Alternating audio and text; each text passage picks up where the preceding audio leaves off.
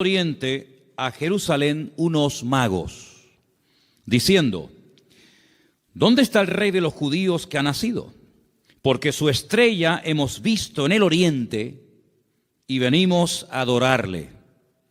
Oyendo esto, el rey Herodes se turbó y toda Jerusalén con él.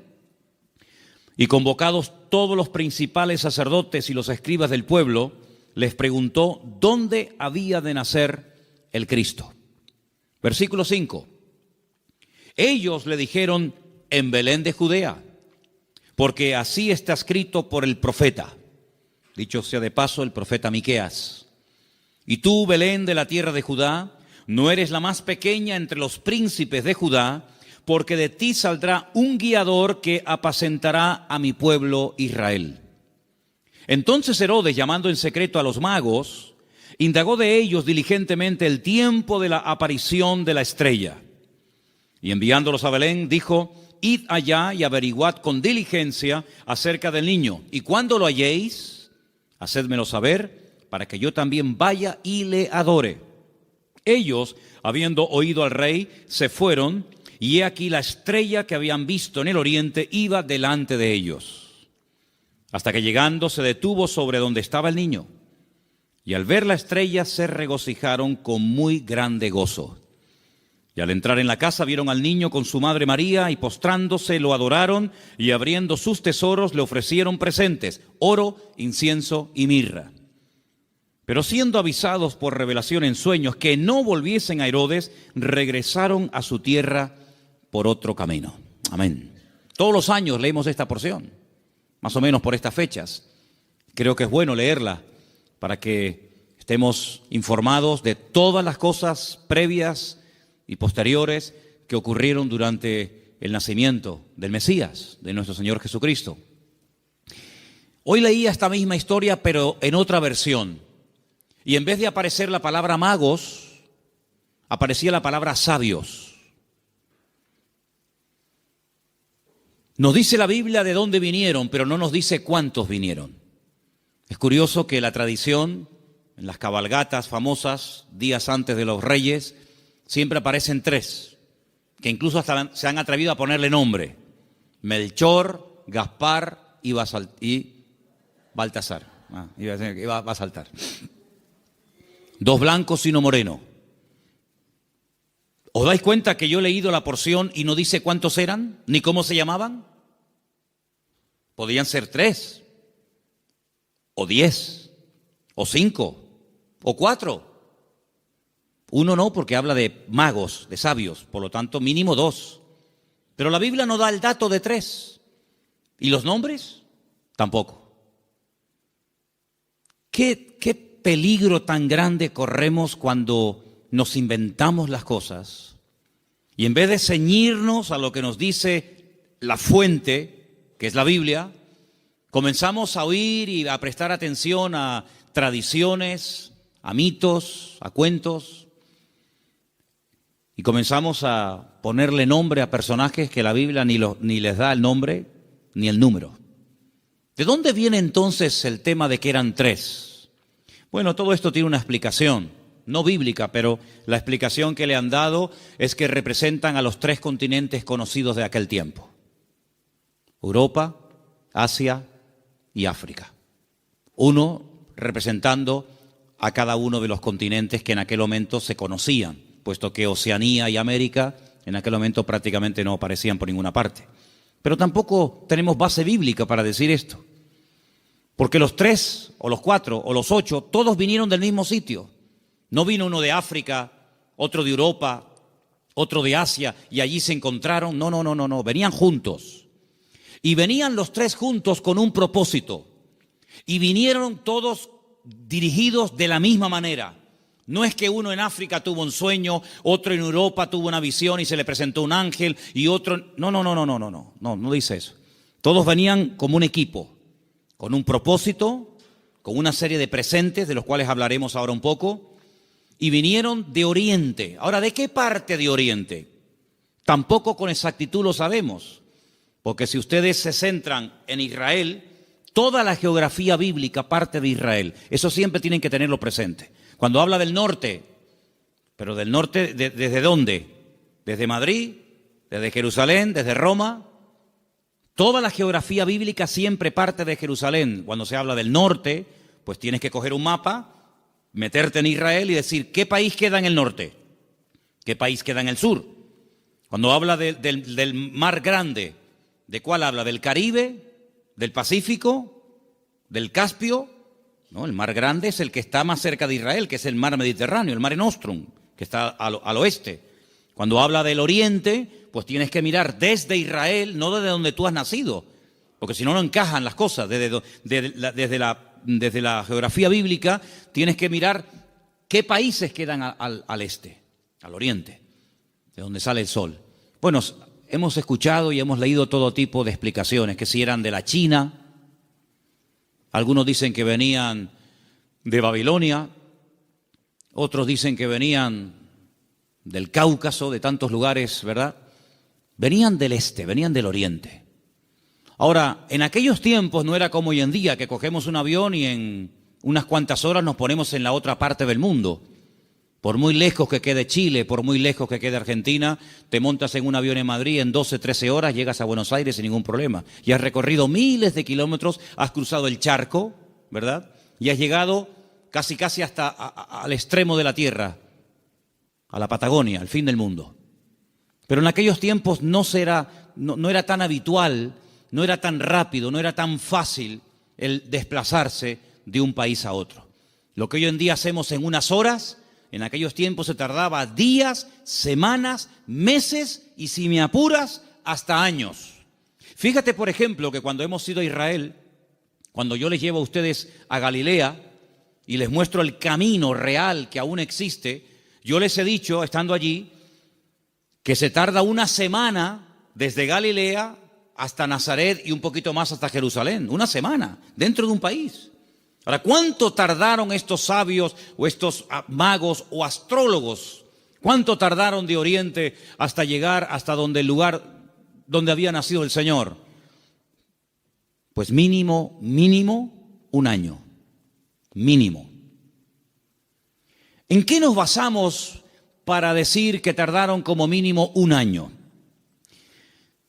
Cuando uno lee la palabra, uno tiene que prestar atención al contexto, a todo lo que nos cuenta la historia, no solamente a unos cuantos versículos, sino a todo el contexto de la historia, situarnos en el momento de la época y tomar nota de una serie de detalles que nos aportan información que aparentemente no son importantes, pero son muy importantes. La imagen que la mayoría de la gente tiene del nacimiento de Cristo es más o menos así. Encontramos, y por ahí vamos a ver ahora en estos días, si no es que lo han puesto ya, lo que llaman los belenes, los portales, ¿sí?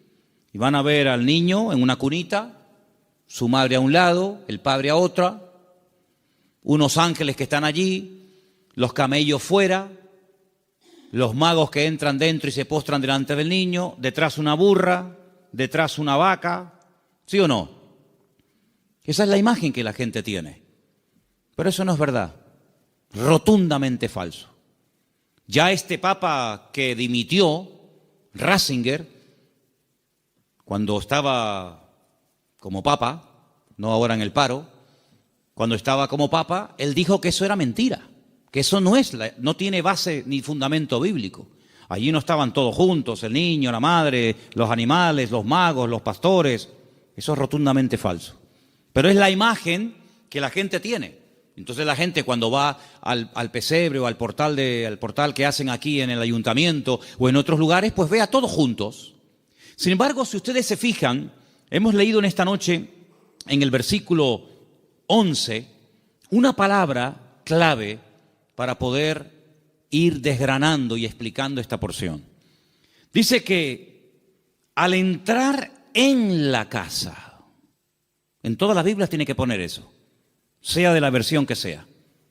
En todas las Biblias tiene que poner, cuando entraron en la casa, vieron al niño con su madre postrado y lo adoraron. En la casa. Ya no están en un lugar temporal. Cuando Herodes, hay varios Herodes en la Biblia, no es siempre el mismo, sino parece que este hombre no se muere nunca. El Herodes que manda a matar a los niños, no manda a matar a niños de 15 días o niños recién nacidos. Él manda a matar a niños menores de 2 años, lo cual quiere decir de que había pasado ya mucho tiempo desde que había nacido hasta que llegan los magos a la casa. Los que sí vieron al niño envuelto decimos en pañales, en trapos, los que sí lo vieron prácticamente recién nacido fueron los pastores. Los pastores que vivían allí en Belén, allí vivían los pastores. Y allí en Belén hay una cueva que tradicionalmente te llevan a verla y te dicen, mira, aquí es donde los pastores tenían el aprisco, el redil de las ovejas. Y vivían en Belén, pero estos señores no vivían en Belén, estos señores vivían muy lejos, vivían en el oriente. Y estas personas no son advertidos del nacimiento del Mesías a través de ángeles, como fueron los pastores, que dice que estaban cuidando las ovejas, los corderos, porque en Belén era donde se criaban las ovejas, los corderos, que después se iban a sacrificar en el templo, porque Belén y Jerusalén están muy cerquita, se puede ir hasta caminando. Y ellos son advertidos por ángeles, pero los magos y los sabios no. Los magos de Oriente, los sabios de Oriente, vinieron dirigidos por un astro. Nadie les habló, pero ellos miraron al cielo, durante la noche evidentemente, y vieron que una serie de señales indicaban que había nacido el Mesías. Ahora, ¿esta gente era creyente? ¿Eran paganos? ¿Eran idólatras? ¿Eran judíos? ¿Qué era esta gente? Porque si esta gente observa el horizonte y ve cómo se alinean una serie de estrellas y de astros y de constelaciones, ¿cómo saben ellos que el Mesías de los judíos ha nacido si no son creyentes? Podían haber interpretado esta señal de una forma completamente equivocada. Por ejemplo, en aquellos tiempos era muy común, en los tiempos de la Biblia era muy común que en aquellos sitios de tanta idolatría y de tanta adoración a los astros, al sol, a la luna, a las estrellas, cuando nacía un niño, los sacerdotes de esas religiones sacaban a los niños durante la noche y miraban al cielo. Y ellos interpretaban el momento en el que había nacido el niño, cómo estaba el horizonte, cómo estaban colocadas los astros y las constelaciones, y casi pronosticaban y profetizaban sobre el niño cómo iba a ser. Por ejemplo, hubo un hombre que nació en ese país, en ese lugar de tanta idolatría y de tanta observación a los astros, y fue un señor llamado Taré, que tuvo un hijo llamado Abraham. Y cuando le pusieron el nombre, seguramente interpretaron equivocadamente de los astros que este sería un hombre enaltecido y le marcaron su destino hasta que él huye de esa tierra y el Señor le dice, levanta la mirada a los cielos, cuenta las estrellas, porque lo que te han profetizado no es así. ¿Cuánta gente queda marcada por la visita a un mago, a un astrólogo, a un curandero o a un adivino, y alguien le dijo que su hija o su hijo, su marido o su esposa o tú o no sé quién iba a pasar esto, esto y esto, y esa palabra falsa quedó ahí impregnada, pero como tú la has creído, a esa mentira tú la alimentas y le das fuerza, y el diablo se mueve en la mentira, el diablo se mueve en la ignorancia. Entonces te dice, no, es que tú vas a tener un niño, pero se va a morir a corta edad. Y tú crees en esa palabra y la compartes y no sé, y te agarras a ella y le estás dando ideas al diablo. ¿Y cuántas veces queda la gente marcada por falsas profecías, por un pronóstico equivocado, por una carta astral, por una lectura de manos, por lo que dijo una noche un vasito que se movía y apuntaba en no sé qué dirección? ¿Y cuánta gente queda marcada de por vida? Y creen que van a estar enfermos, que van a morir jóvenes, que el marido se va a ir con otra, etcétera, etcétera, porque han creído una mentira. Y si la verdad te hace libre, la mentira te esclaviza y te amarga y te oprime la vida. Pero estos hombres cuando miraron, ellos creían que aquel Leo y aquellas estrellas, ellos creían que aquello tenía un propósito y una razón. Y ellos no dijeron, ¿será que van a ser un rey en nuestra tierra? ¿Será que va a haber una catástrofe, un tsunami, un terremoto? No, ellos no se equivocaron, ellos interpretaron correctamente aquello y se ponen en marcha.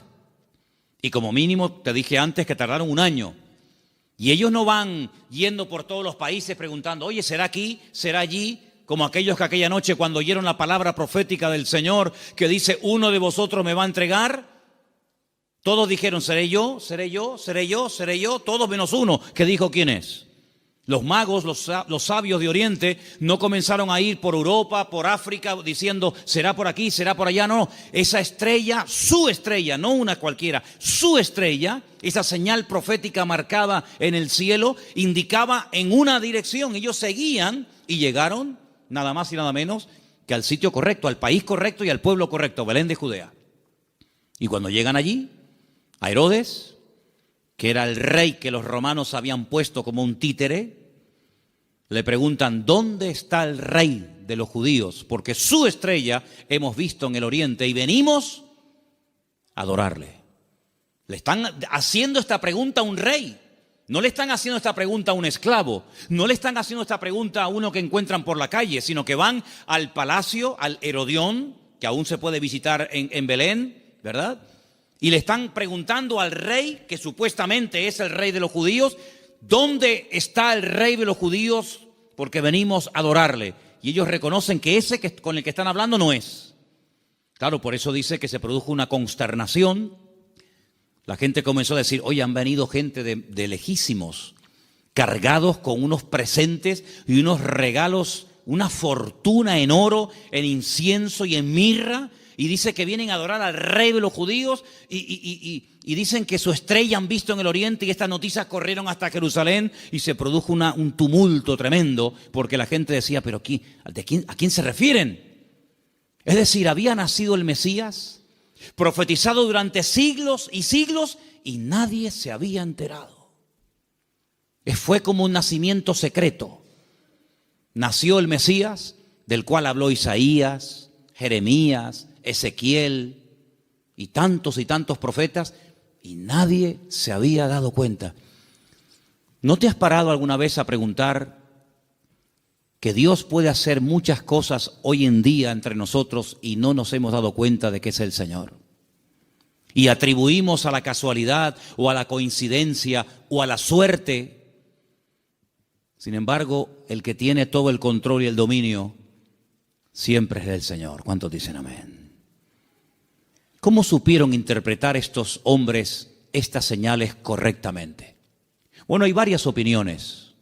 Una de las opiniones más generalizadas y más aceptadas es que en Oriente, desde el principio de los tiempos, siempre hubo una tendencia del hombre que vivía en aquella zona a estar todo el día observando las constelaciones y las estrellas y los astros, tratando de pronosticar, tratando de averiguar el futuro. Ahí nació toda la astrología, ahí nació toda la brujería, ahí en la cuna de todo eso es Babilonia, Babel. Babel es Babilonia, es el mismo sitio. Babel significa confusión, lo que hoy en día sería Irak. Y fue en aquella zona, en aquella parte del mundo, donde ya en los tiempos del libro del Génesis dice que los hombres quisieron construir una torre. La palabra es sigurat, un observatorio, para que desde lo alto pudieran observar y pudieran decir, va a pasar esto, va a pasar aquello, y los astros dicen esto, y los astros dicen aquello. Es verdad que hay astros, y es verdad que hay constelaciones, y es verdad que hay constelaciones que se llaman Piscis, y Capricornio, y Tauro, y Leo. Es verdad, todo eso es verdad. Hay dibujos que se pueden hacer para interpretar todo eso, pero lamentablemente el hombre lo ha tergiversado, y el hombre lo ha utilizado para atar, para engañar, para manipular y para tergiversar las verdades. Pero en aquellos momentos estos hombres, criados en aquel lugar, sabían que algún día nacería un Mesías. Ahora, de todos los profetas de la antigüedad, ¿quién es el que verdaderamente sabía cuándo iba a nacer el Señor? Porque esta profecía que hemos leído esta noche, la vuelvo a leer en Mateo 1:6, y tú, Belén de la tierra de Judá, no eres la más pequeña entre los príncipes de Judá, porque de ti saldrá un guiador que apacentará a mi pueblo Israel. Estas palabras están fechadas entre el 738 y el 698 antes de Cristo. Son palabras del profeta Miqueas. Ustedes pueden leerlo en el libro que tenemos en la Biblia que lleva su nombre, Miqueas. Pero hubo un profeta que sabía el día exacto en el que el Señor Jesucristo vendría en su primera venida a este mundo, y era el profeta Daniel. profeta Daniel tuvo una revelación tremenda, muy amplia, y él sabía perfectamente que si se comenzaba a contar, nosotros contamos hacia adelante, ellos contaban hacia detrás, ¿verdad? Si se comenzaba a contar desde que se les permitiera retornar a Jerusalén, restaurar las murallas, él sabía perfectamente cuándo nacería el Mesías. El Señor le dice, sabe pues y entiende que desde la salida de la orden para restaurar Jerusalén hasta el Mesías príncipe, habrá 70 semanas. Eso lo dice Daniel capítulo 9. Desde hasta. ¿Cuándo empezamos a contar? Desde que salgan y comiencen a restaurar la ciudad y comiencen a levantar el templo. Desde que salgan hasta que venga pasarán 70 semanas. Pero claro, como expliqué en su momento, 70 semanas son 490 días. Y no hay 490 días desde que Nehemías, Esdras y Zorobabel reconstruyen la ciudad de Jerusalén hasta Cristo. No hay 490 días, hay muchísimos más. Entonces, ¿qué es lo que pasa? Pues también expliqué en su momento, y quiero solamente recordarles, que la forma de contabilizar el tiempo en la Biblia y según el pueblo de Israel varía mucho de cómo contamos nosotros el tiempo. Partimos de la base de que nuestro calendario no es el calendario bíblico. Nuestro calendario es un calendario mandado a hacer por un papa llamado Gregorio. Un tiempo que gira, un año que gira en torno al tiempo que tarda el sol en dar todo el círculo, ¿verdad? O la Tierra, perdón, el tiempo que tarda la Tierra en recorrer las 4 estaciones, que es alrededor de 365 días. Mientras que el calendario bíblico es un calendario basado en la luna y tiene 360 días. Silencio, por favor. Quiero que presten atención todos, no me estén hablando nadie. Si el calendario bíblico tiene 360 días, y nuestro calendario tiene 365, aquí hay un problema. Nuestro calendario va aumentando más rápido de lo que va aumentando el tiempo bíblico. Tenemos más días para hacer un año que el calendario bíblico. El calendario bíblico es más corto. Primer problema. Segundo problema que tenemos. Nosotros contabilizamos el día a partir de las 12:01 de la noche. En la Biblia no se cuenta, estamos hoy a jueves, ¿verdad? ¿Hasta qué momento será jueves? Hasta las 12:01. Hasta las 12 de la noche es jueves. Y a las 12:01 automáticamente ya es viernes. En la Biblia el día empieza con la caída del sol. Cuando se pone el sol y una mujer no tiene luz para enhebrar una aguja y ya se pueden ver tres estrellas en el horizonte y ya no hay luz suficiente para enhebrar una aguja, ahí empieza. Si en este momento en Israel, a las 4, 4:15, 4:30, como mucho de la tarde, ya es de noche, quiere decir que en Israel a las 4:30 de la noche ya es viernes, mientras que aquí todavía estamos en el día jueves. ¿Se dan cuenta la cantidad de desajustes que se producen? Cuando el hombre se sale de la palabra, cuando el hombre sale de la escritura, es un lío. Por eso después no encaja nada. Por eso muchas personas han intentado poner fechas y tal, y es un desastre, porque no se ciñen a la escritura. Todas las profecías, todas, absolutamente todas, las de la primera y las de la segunda venida de Cristo, todas están basadas en el calendario bíblico, no en el calendario gregoriano o cristiano, que es el que tenemos nosotros hoy en día. Según el calendario bíblico, estamos en el año 5777. Según nuestro calendario, estamos en el año 2016 después de Cristo. Pero ¿y antes de Cristo no hubo historia? ¿Antes de Cristo no hubo nada? ¿Cómo que 2016? Entonces hay un desfase tremendo, de 5777 a 2016 después de Cristo. Y no contamos lo de antes. Tenemos otra forma de contabilizar, ¿verdad? Porque hay un antes y un después. Entonces es muy importante darnos cuenta de que el profeta Daniel, cuando recibía las revelaciones, acerca de la venida del Mesías, el Señor le estaba hablando con términos bíblicos, no con términos modernos.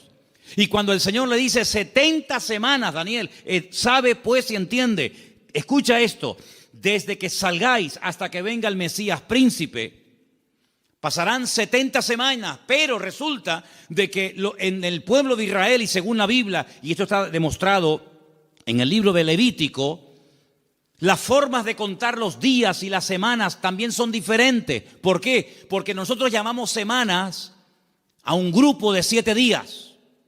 Y 7 días para nosotros es una semana. Claro, y para todo el mundo. Pero además, en la Biblia se llama semana a un periodo de 7 años. Es decir, si le preguntas a un niño cuánto tiempo tiene, te puede responder de 2 maneras. A la manera nuestra y te dice, yo tengo 7 años. O te puede decir, yo tengo una semana. Y tú dices, ¿cómo va a tener esta niña una semana? Qué grandes son los niños en Israel, ¿no? Pero tienes que multiplicar, ¿verdad?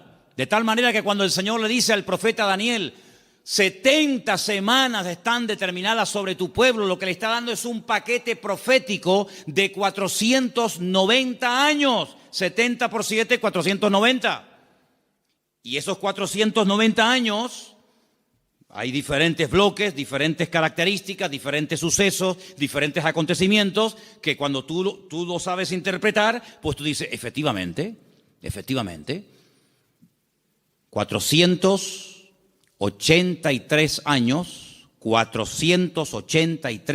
multiplícalo por años de 360 y te va a dar el número exacto de días que hay desde que salieron de Babilonia y restauraron Jerusalén hasta que entró el Mesías. Pasaron 483 años.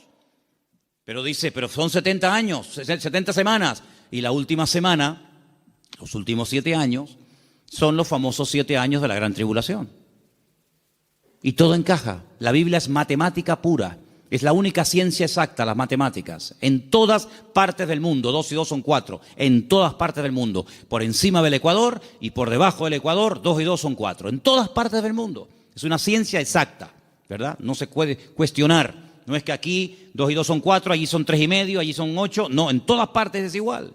Y el Señor usa la matemática de Él, el tiempo de Él, el calendario de Él, para preparar a los pueblos, para preparar a las naciones, para preparar a su pueblo, para que aquel día no nos sorprendan las cosas como ladrón en la noche. Entonces estos hombres seguramente tenían la información que tenía el profeta Daniel. Y junto con la información del profeta Daniel y la observación meticulosa de los astros y de las estrellas, automáticamente dijeron, el tiempo se ha cumplido. El tiempo se ha cumplido del nacimiento del Mesías. Y ellos se ponen en marcha. Y cuando llegan, pues ya el niño no es un niño recién nacido. Ya el niño no está en un pesebre. El niño está en una casa. El niño está en una casa. Es interesante notar que en el pesebre estaba José y María, pero en la casa está solamente María, ya no está José. Y estos detalles es importante darse cuenta, porque son los detalles que nos van a ayudar a tener toda la información, todas las piezas del puzzle, y vamos a poder decir, amigo, los que vieron al niño recién nacido fueron los pastores. Y los magos o los sabios de Oriente, cuando vinieron, no vieron a un niño recién nacido. Vieron a un niño de 1 año, año y medio, máximo 2 años. Y es muy diferente.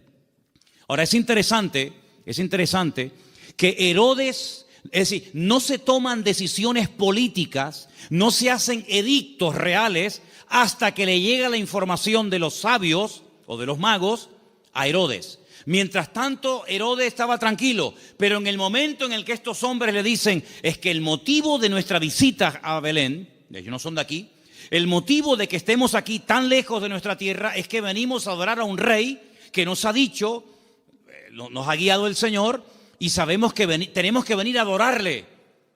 Jamás un rey, jamás una persona se le ocurriría visitar a un rey con las manos vacías, porque era un insulto. Era una provocación, era el no reconocerme. ¿Cómo te atreves a venir a visitarme a mí con las manos vacías? No me estás reconociendo como rey. Si tú me reconoces y te sometes y me respetas, tienes que traerme siempre un presente. Y por eso ellos vienen cargados con muchos kilos, hermano, ¿no? A veces vemos en las obras de teatro, en las películas, vemos una cajita ahí ridícula. Date cuenta, hermanos, que José era un hombre que tuvo que cerrar su negocio y se tuvo que ir al extranjero a vivir durante un tiempo. Y este hombre, cuando llega a Egipto, con un niño pequeño, con su mujer, él no tiene trabajo. Él es un extranjero. Los judíos no eran muy bien vistos en Egipto, porque siglos atrás los judíos, a través de otro judío llamado Moisés, habían destrozado el país de Egipto. Por lo tanto, no iba a ser nada fácil para un extranjero abrirse camino en Egipto. Pero tú no te preocupes, el Señor siempre va adelante. Cuando tú haces tu parte, no te quepa la menor duda de que el Señor siempre va a hacer la suya. Eso lo he enseñado yo hasta la saciedad. Algunos hacen caso y otros no hacen caso. Pero los que hacen caso y hacen su parte y se mueven en fe, el Señor siempre les sorprende. Ahora, los que están esperando que se llene la piscina para tirarse, ni con la piscina llena se tiran, porque no se van a tirar. El creyente tiene que andar por fe y no por vista. Ellos se dirigen hacia Belén, el lugar donde estaba escrito que tenía que nacer el Mesías, porque, hermanos, había tantos datos, tanta información, tantas profecías sobre el nacimiento y sobre la vida del Mesías, que era imposible cumplirla todas. No las voy a mencionar todas, evidentemente, pero se tenían que dar más de 150 profecías en aquel que decía que era el Mesías para poder reconocerlo, valga la redundancia, como el Mesías. Si una persona decía, yo soy el Mesías, y se le preguntaba, ¿de dónde tú eres? ¿Dónde has nacido? Y te decía, yo nací en Capernaum, tú no puedes ser el Mesías. Aunque hagas milagros, aunque prediques muy bonito, tú no puedes ser el Mesías. ¿Por qué? Porque tú no has nacido en Belén de Judea. Por lo tanto, si alguien se levantaba y decía, yo soy el Mesías, y predicaba y hacía milagros, qué bien, ¿será este el Mesías? ¿Cómo te llamas? Yo, Santiago, Jacobo, tú no puedes ser el Mesías. ¿Por qué? Porque el Señor dice cómo se iba a llamar el Mesías. Si alguien se levantaba y decía, yo soy el Mesías, he sanado enfermos, mudos, ciegos, paralíticos, he resucitado muertos, he limpiado leprosos, y la gente se quedaba con la boca abierta. Si a alguien se le ocurría preguntarle, ¿de qué tribu eres? ¿Cuál es el origen de tu familia? Y te decía, yo soy de la tribu de Neftalí. Le podía decir, tú eres un falso Mesías. ¿Por qué? Porque la Biblia profetizaba que tenía que ser de la tribu de Judá. No de otra tribu, sino de la tribu de Judá. Por lo tanto, hermanos, era prácticamente imposible que en una persona coincidieran todos los detalles de Belén de Judea, de una joven que nació como nació, de la tribu de Judá, etcétera, etcétera, etcétera. Más aparte, todas las profecías que tenían que llevarse a cabo durante su ministerio público, aparte cómo lo iban a crucificar, porque el Mesías tenía que morir crucificado, no podía morir de viejo, no podía morir de un tiro, de una flecha, de un arco, de una jabalina, no podía morir de un infarto, tenía que morir crucificado entre dos malhechores, no entre 10, no entre 2. Y no le podían partir ni un solo hueso. Eso es imposible, a un crucificado que no le partan ni un hueso. Se los partieron al de la izquierda, se los partieron al de la derecha, pero a Jesús no. A Jesús no.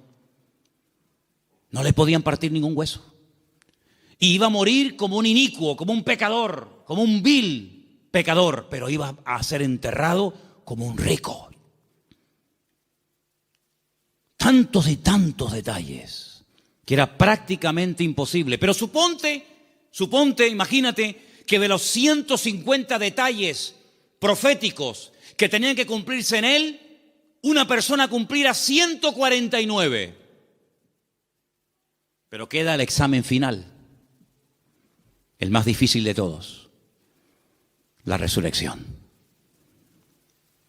Te han horadado las manos y los pies, te han crucificado entre ladrones, te han enterrado en un buen sepulcro, han sorteado tus vestiduras, te ha negado uno de tus discípulos, etcétera, etcétera, etcétera, pero al tercer día no has resucitado. Por lo tanto, aunque cumpliera con 149 profecías, si no cumplía con el examen final, con la PAU, no apruebas el examen, amigo.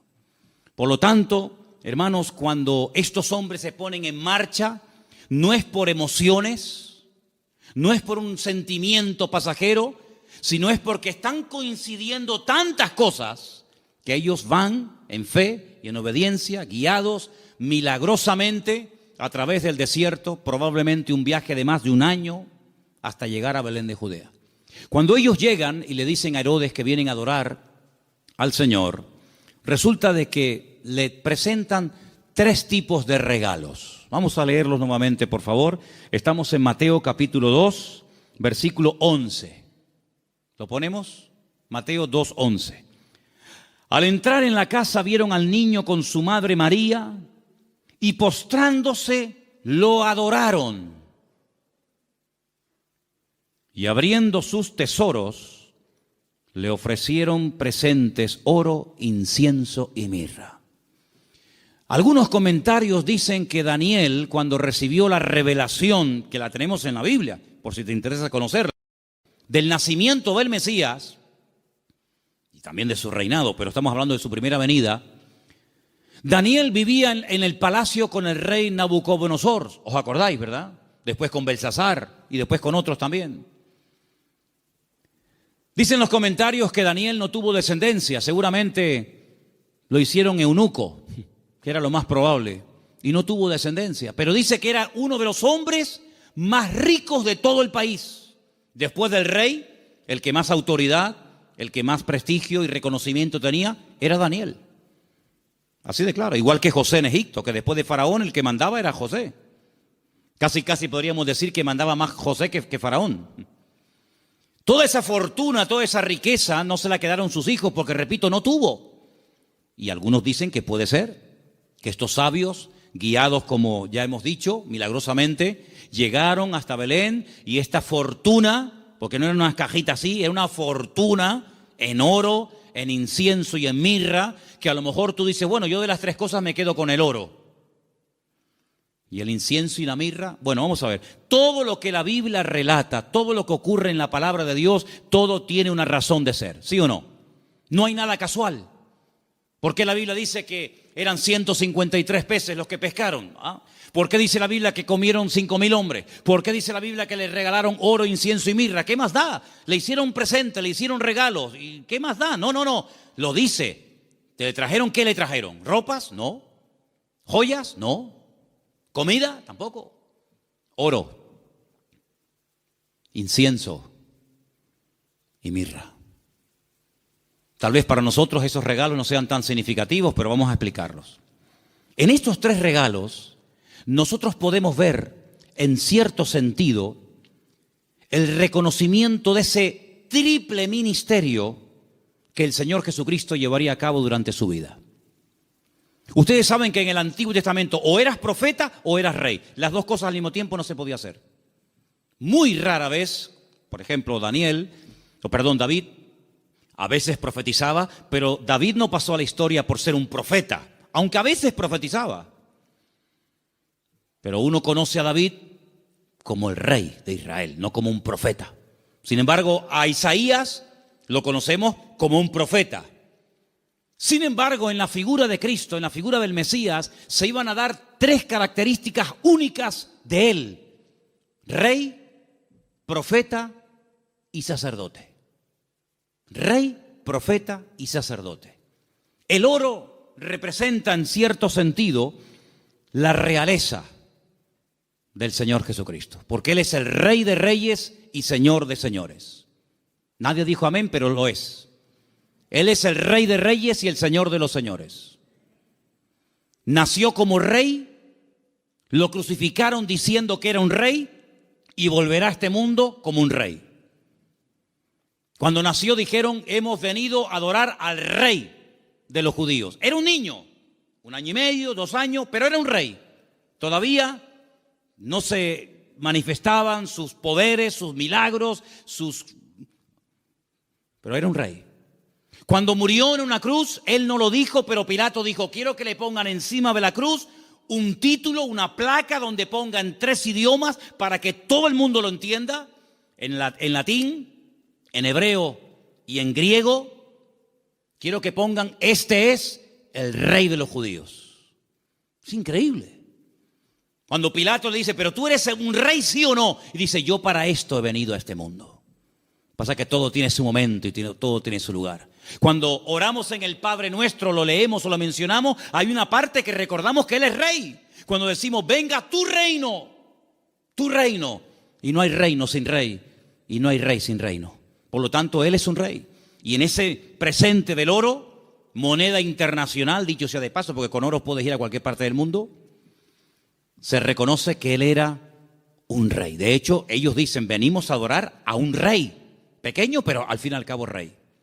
Luego resulta de que el Señor Jesucristo era profeta, era la voz del Padre, era el que anunciaba las buenas nuevas de salvación a los quebrantados de corazón, a los ciegos, a los prisioneros, a los pobres. Él proclamaba el mensaje, era un profeta. Y ahí lo vemos, hermanos, como la mirra. La mirra era lo que se utilizaba, ¿verdad?, en los ungüentos para ungir a las personas. Y con ese elemento de la mirra vemos que se le reconoce su ministerio profético. ¿Cuántas veces profetizó el Señor? ¿Recuerdan alguna profecía que dijo el Señor? Yo recuerdo muchas. Por ejemplo, una muy sencilla, pero que se cumplió literalmente. En una mesa se queda mirando a todos y les dice, ¿sabéis una cosa? Esta noche uno de ustedes me va a traicionar. ¿Cómo? ¿Nosotros? Eso no puede ser. Nosotros somos tus discípulos. Lo hemos dejado todo para estar contigo. Pero Él profetizó. Eso es una palabra profética. No se había cumplido. Uno de vosotros me va a traicionar. Uno de vosotros me va a negar. Y se cumplió literalmente. Aunque el que lo iba a hacer dijo, no. Aunque todos te abandonen, yo nunca te abandonaré. Y resulta que el que más habla es el que es. Ay, amigo. Yo recuerdo una profecía que dijo el Señor. Muy larga, por cierto. La tenemos enterita en Mateo 24. En los últimos tiempos se levantará nación contra nación y reino contra reino. Y la maldad se multiplicará. Pero el que persevere hasta el fin será salvo. Estamos viendo cómo la maldad se ha disparado de una forma increíble, hermanos, increíble. Raro es el día que usted no ponga la televisión a la hora de las noticias y no oiga tragedias y tragedias y tragedias y más tragedias. Si no es en Alemania, es en Francia. Si no, en Siria. Si no, en Jordania. Si no, en Grecia. Siempre por todos los lados. Hablábamos de Sodoma y Gomorra, pero ¿cuántas ciudades hoy en día han ganado en maldad a Sodoma y Gomorra? Antes había una Sodoma, antes había una Gomorra, ahora hay miles de Sodomas y de Gomorras, miles. La maldad se va a multiplicar. Falsas doctrinas, falsas enseñanzas, terremotos, pestes. Hermano, ¿cuántas palabras dio el Señor? Una palabra profética que dijo, vete, tu criado ha sido sanado en esta misma hora. Es una palabra profética. Estaba allí, pero cuando llega, estaba sanado. Y dice, ¿a qué hora fue sanado? Y dice, a tal hora. Y dice, a esa hora fue cuando Él me dijo que iba a ser sanado. Profeta fidedigno, siempre anunciando la verdad, la palabra de Dios claramente. Y como sacerdote, ahí tenemos representado el incienso que subía continuamente a la presencia de Dios, recuerda el ministerio sacerdotal. Pero algunos de ustedes dirán, pero Cristo no podía ser sacerdote, porque los sacerdotes eran de la tribu de Judá, de la tribu de Leví. Y Jesús, como tú acabas de decir, no era de la tribu de Leví. Era de la tribu de Judá. Los de Judá no podían ser sacerdotes. Es verdad, tienes razón. Pero Jesús no es sacerdote según la tribu de Leví, sino Jesús es sacerdote según Melquisedec, rey de Salem. Porque los levitas desaparecieron, pero el sacerdocio de Cristo es constante, permanente y eterno por los siglos de los siglos. Amén. ¿Te das cuenta? Por lo tanto, todo encaja de una forma perfecta. Oro, incienso y mirra. Ahora puedes salir corriendo a Egipto, como extranjero no tienes trabajo, nadie te va a abrir las puertas, pero tú no te preocupes. El hombre te cerrará las puertas, pero Dios que va delante de ti te abrirá todas. ¿Cuántos dicen amén? Esa es la confianza. Y José no cuestionó, José no dijo, bueno, pero esto es una locura, esto es un disparate, y yo cómo voy a cerrar mi negocio y mis herramientas, y yo me dedico a esto y ahora voy a Egipto, y qué hago yo allí, no hablo el idioma, no me conoce nadie, no tengo clientes, no importa. Cuando el Señor te dirija a hacer algo, no tengas miedo. Dice la Biblia que el que pone su mano en el arado y mira atrás, el surco le sale torcido y no sirve. Pero nosotros no andamos por emociones, por sentimientos. Y lo dije una vez, lo que está claro en la palabra, no busque confirmación. Hay gente, no, es que yo quiero ver lo que Dios me dice, que ya te lo dijo. Tú no tienes que orar para ver si es la voluntad de Dios invitar al domingo al culto al vecino. ¿Qué quieres? ¿Molestar a Gabriel con todo lo ocupado que está para que venga a ti a decirte, sí, vete al vecino a hablarle de mí? Cuando la Biblia dice, id por todo el mundo y predicar el evangelio a toda criatura. Lo escrito no necesita confirmación. Los que siempre buscan confirmación son los que dudan, los que no se terminan de fiar, los cobardes como Gedeón, que ponía una prueba y vamos a poner otra, y vamos a poner otra. ¿Cuántas pruebas queremos? Por lo tanto, hermanos, la visita de esta gente fue algo realmente increíble, algo tremendo. Pero, al mismo tiempo, tengo que decir que Herodes le dio un encargo. Herodes les dijo, bueno, pues díganme dónde está exactamente para que yo después vaya y también le adore juntamente con ustedes. Estaba mintiendo, estaba diciendo mentiras. Nunca fue a adorarlo, al contrario. Al contrario. Vamos a leerlo. Estamos en Mateo capítulo 2.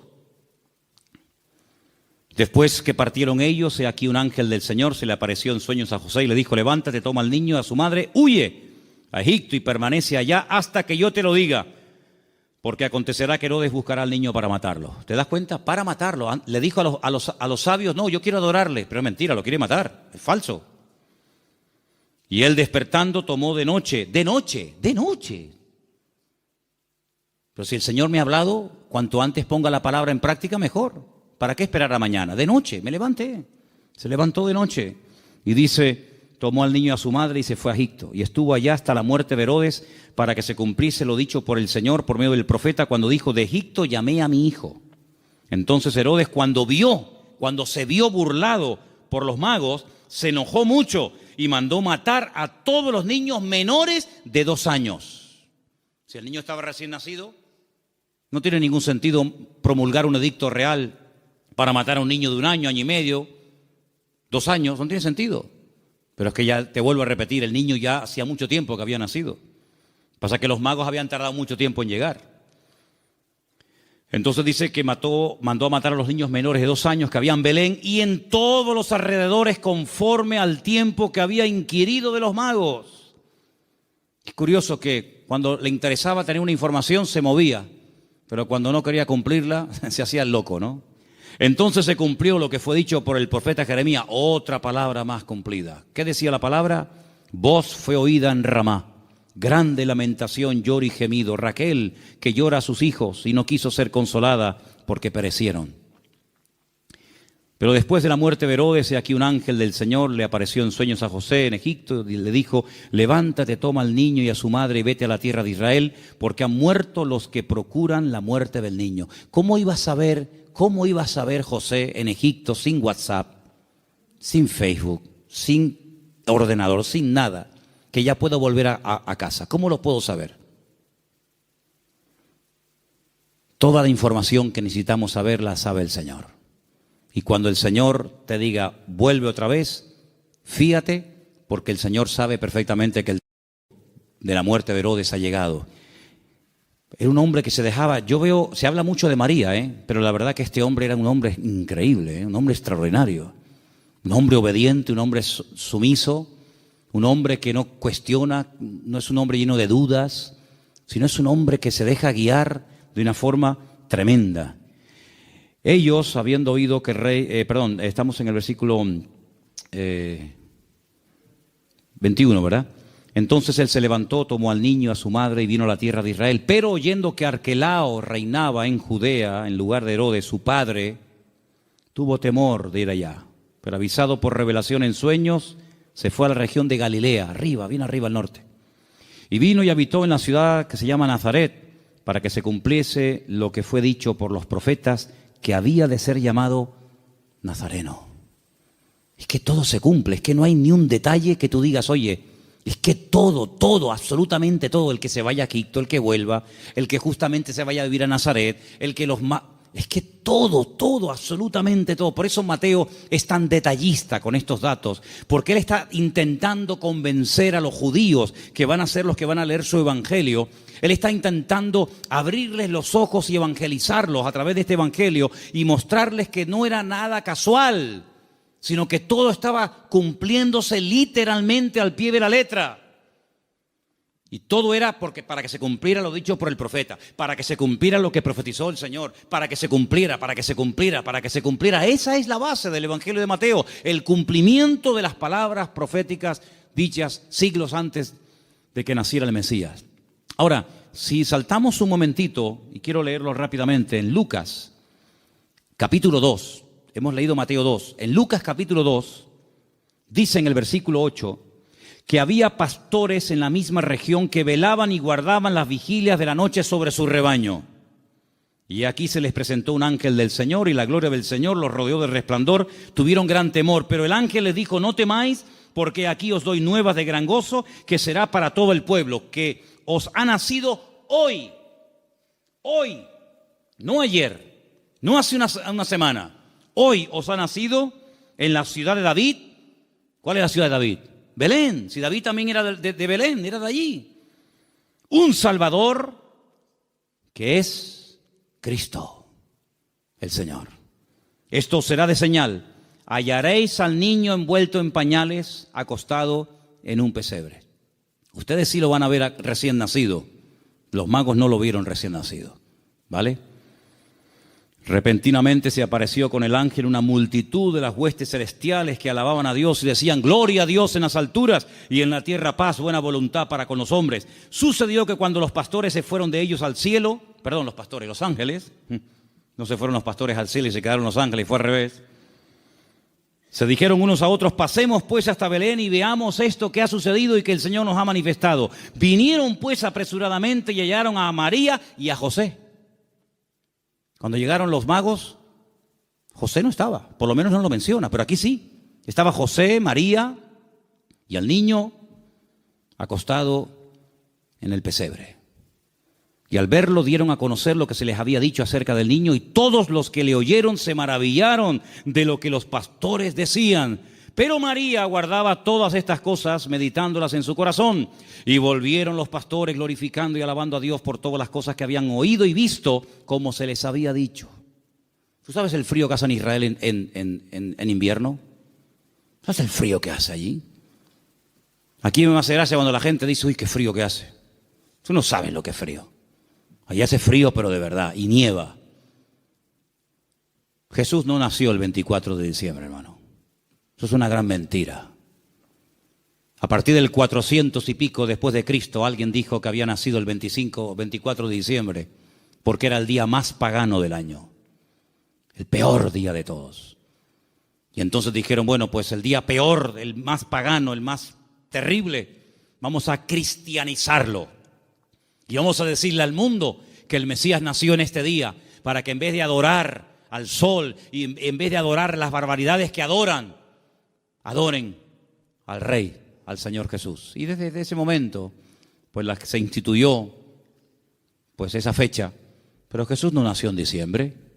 Jesús nació, y se puede demostrar bíblicamente, y en la página web Luis ha hecho un trabajo extraordinario de las tablas de los tiempos en los que ministraban los sacerdotes en el templo en Jerusalén, etcétera, etcétera. Jesús nació entre septiembre y el mes de octubre. Entre septiembre y octubre. ¿Os dais cuenta también el detalle de Lucas, que no habla de animales dentro del pesebre? Judío jamás en la vida dormiría junto a animales. Jamás en la vida. Usted no puede leer la Biblia, y menos el Nuevo Testamento, con una visión occidental o puramente cristiana, porque usted no tiene ningún problema en ver una vaca, una oveja, una cabra y una mujer y un... No, perdone. El judío es tremendamente escrupuloso para eso. Los animales jamás conviven con los hombres, ni los hombres conviven con los animales. Ese es el cuento. Yo siempre he dicho que el portal de Belén es idolatría en miniatura, ¿o no? ¿Qué diferencia hay entre tener a un Cristo así de grande y tener uno así chiquitito? Bueno, perdón, cuando yo era pequeño, mi madre tenía en lo que se llamaban el portal de Belén un cacho de Cristo así, De pequeño nada, era así, Desnudito, con el pañalito y con los deditos así. Y con una corona así. y con una cunita como de paja. ¿Qué diferencia hay entre adorar a un Cristo así, o uno así, o uno así, o uno así? Ninguna. El tamaño no hace mayor o menor el pecado. No te harás imagen, dice la Biblia. No te harás imagen. No te harás imagen. ¿Dónde dice eso? Éxodo 20. No te harás imagen de lo que está arriba, ni abajo, ni aún debajo de la tierra. Ni te postrarás, ni las honrarás. En la casa de un creyente no puede haber ningún tipo de imágenes, ni de santitos, ni de vírgenes, ni de Cristo, ni de nada habido por haber. Es que es el Señor. ¿Qué es Señor? Es que es María, es que es José. No, eso es falso. Un pesebre, un portal es idolatría en miniatura. Idolatría en miniatura. Y la Biblia prohíbe a un creyente adorar y hacer, no solamente, es que yo no lo adoro, pero lo ha hecho. Dice la Biblia, no te harás. Porque no solamente dice no adorarás, sino dice no te harás. ¿Qué diferencia hay? Bueno, yo no la adoro, pero la ha hecho, por lo tanto es lo mismo. Eso no es de Dios, eso no es de Dios. Entonces, queridos hermanos, no nació en diciembre, porque dice que estaban cuidando las vigilias de la noche. Los pastores en diciembre no están al aire libre, pasando frío, con nieve y con temperaturas bajo cero, sino que están guardados. Era la fiesta, entre septiembre y octubre, era una fiesta, por eso todo estaba lleno. No había lugar, claro. ¿Por qué no había lugar? Tanta gente allá en aquellos días, en aquel lugar, en aquellos días sí. ¿Por qué? Porque era la famosa fiesta de los tabernáculos, la fiesta de Sucot. Y se tradujo la palabra Sucá por la palabra pesebre, y así todo quedó bonito. Era una cabaña improvisada donde él pudo estar con su mujer, dando a luz, pero nada de vaquitas, ni cabras, ni ovejas, ni animales dentro, en absoluto, para nada, para nada. Por lo tanto, hermanos, lo que tenemos que hacer es leer más la palabra, prestar atención a lo que dice la Biblia, menos películas y menos clichés que tenemos